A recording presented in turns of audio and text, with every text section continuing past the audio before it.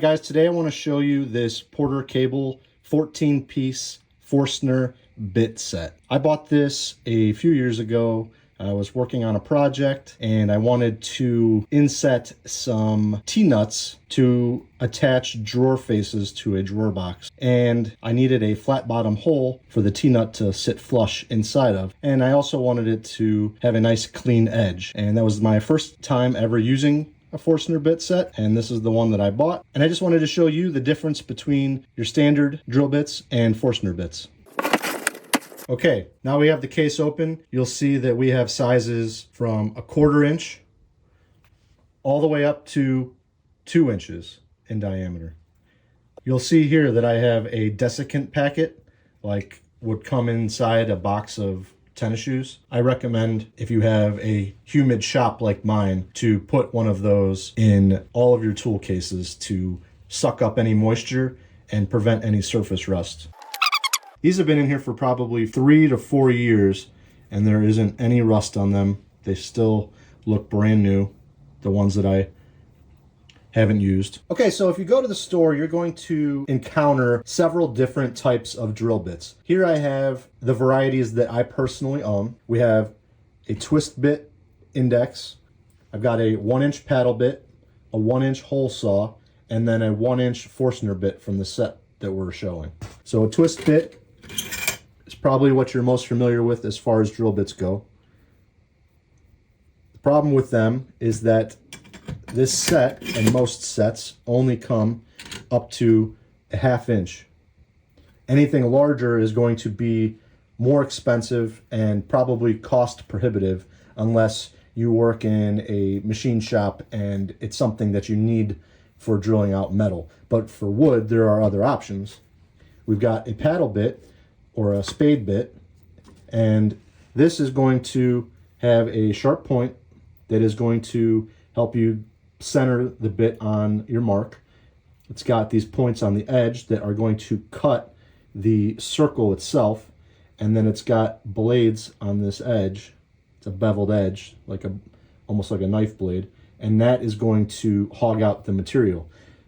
This, when really sharp, could make a nice hole on the face of the material, but it's going to leave a lot of tear out on the backside. A hole saw is going to be pretty comparable in hole quality. This set specifically is for wood and metal, and I bought it for metal. So if you're trying to drill through, say, a floor joist to run some conduit, you might grab a spade bit like this to hog the material out fast. This would also do the job, but it's a little harder to get the hole plug out of and is not as efficient time-wise. But if you have one or the other, you're going to be able to get the job done. But if you're trying to do some fine holes in larger diameter sizes in a woodworking project, then you're going to want a Forstner bit. Now, much like the spade bit, it has cutting edges on the outside here, but it has many more of them, and it's going to create a very nice circle on the outside. The middle looks a lot like a spade bit. It's got this point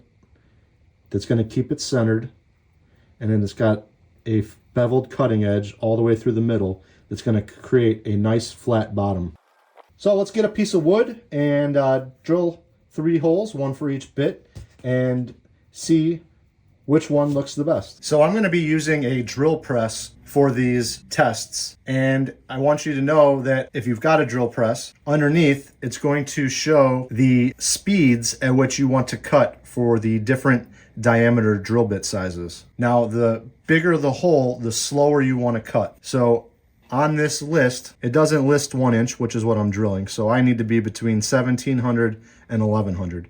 I'll just go on the safe side and be at 1100. And so it's going to show me where I want the belt to be on each of the 2 pulleys. So I want to be second from the bottom on this side and second from the bottom on this side. All right, so you'll see down here on my drill press, there is a knob that loosens the tension on the drill press motor. This will allow me to slide the motor in and loosen this belt, and then I can slide it down to the next setting on the pulley on both sides. All right, so I've got that on there.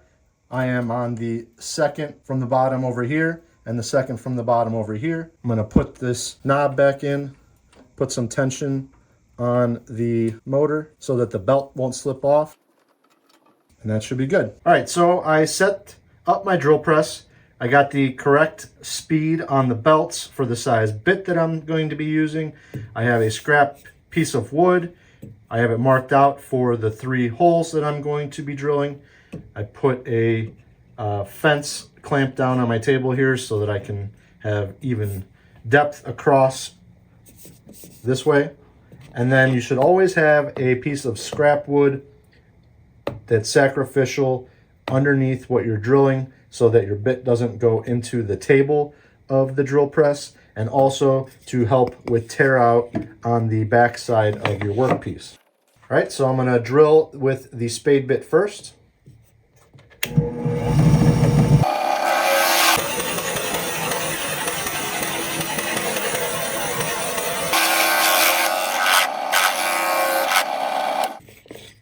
All right, so we got a hole. I'm gonna mark these 1, 2, and 3 so we don't get confused on which hole is which. All right, if you're not familiar with a hole saw, this is what it looks like.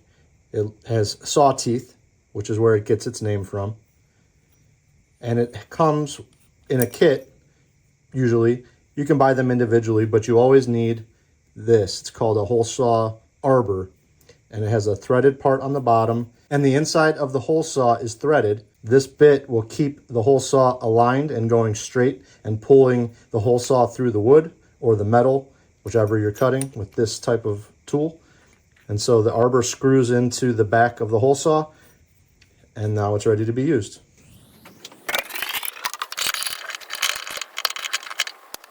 All right, we got the hole saw into the drill press. Now we're gonna drill our second hole.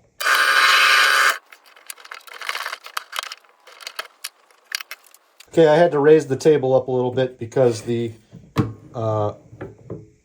full extension of the bit wouldn't have got all the way through the wood. So now I have a pilot hole. And we'll try that again.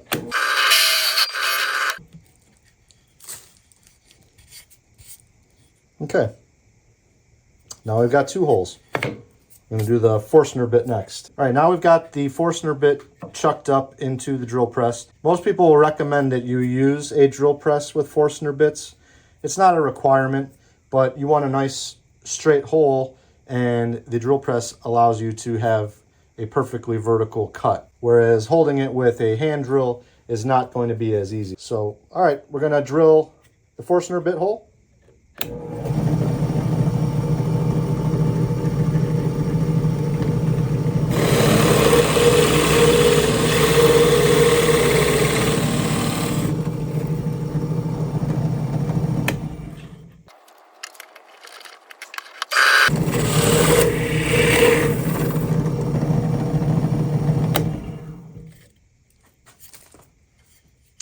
And now we've got all 3 holes. Before I wrap this up, I wanted to show you, this is a piece of poplar. It's not, the same as a piece of oak or something like that that's hardwood, but it's more hardwood than this pine that I'm drilling into. And I want to do a through hole and show you how easily it cuts through this. And then I'm going to do just a halfway through and show you a flat bottom hole.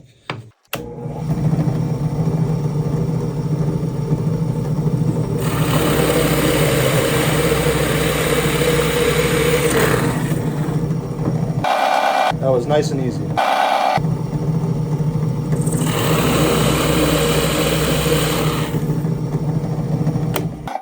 All right, now we can take a look at them. All right, so here's the piece that we drilled into.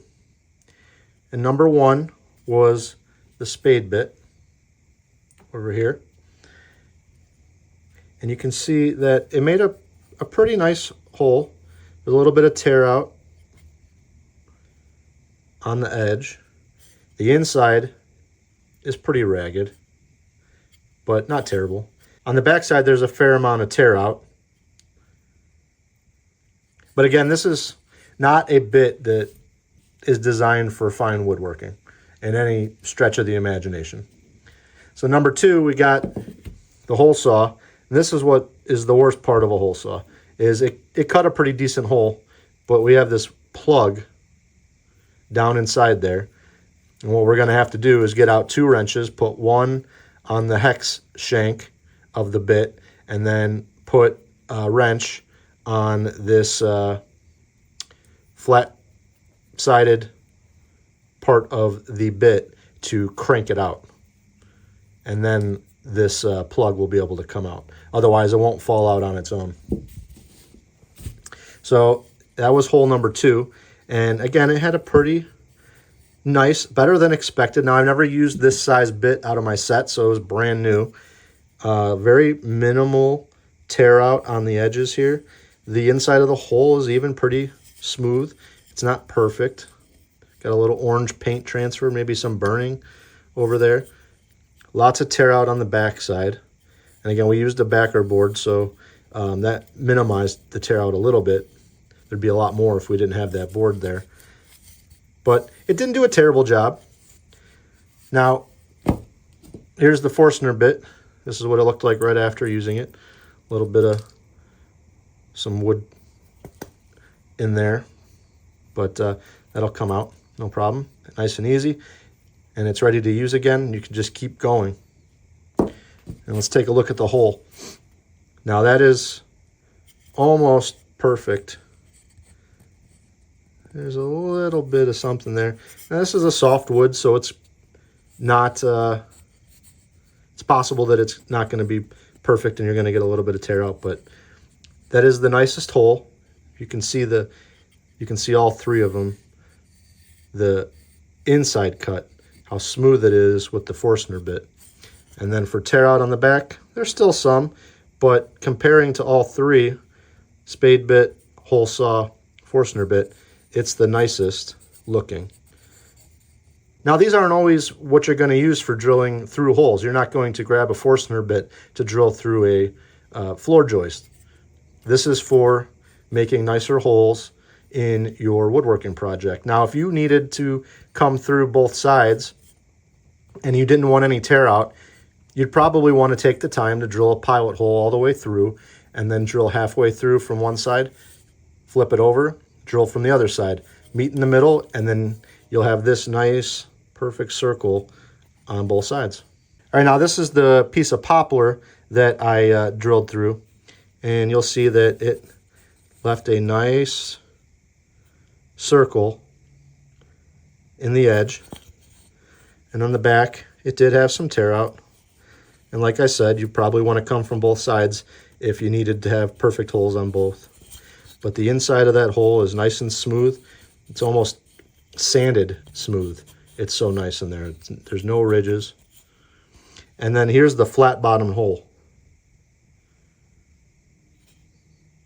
You can see how easy it was to drill that. And now if you were installing, some hinges need a recess. This would look much nicer than trying to chisel out a flat bottom. You know, you just drill the size hole that you need that the hinge will slide into, and it just looks better. So guys, if you're a weekend warrior type do-it-yourself project person like I am, and you're not looking to break the bank on a set of Forstner bits, I've been quite happy with this set each time that I've needed to use it. It cuts nice clean holes. The bits seem very sharp. I can't speak to their durability over years and years of use, but I'm only using it maybe once a year. So for the price, it makes the most sense for me to get something that is comparable to high-end, but isn't going to hurt my wallet. I like the wide variety of sizes that I've got. It's not often that I need to drill a 2-inch hole, but if I need to, I've got a bit that can do it. And as I said earlier, they recommend using a drill press for Forstner bits, but I've used the smaller ones in my handheld drill to do something quick, and it was more than sufficient. But if you're looking for accuracy, I would definitely recommend picking up a drill press. It doesn't have to be a high-end drill press. My little benchtop drill press does the job. If you liked the video, please don't forget to hit the thumbs up button. And if you want to see more videos like this, don't forget to subscribe. I hope this helped you make a decision. Thanks for watching.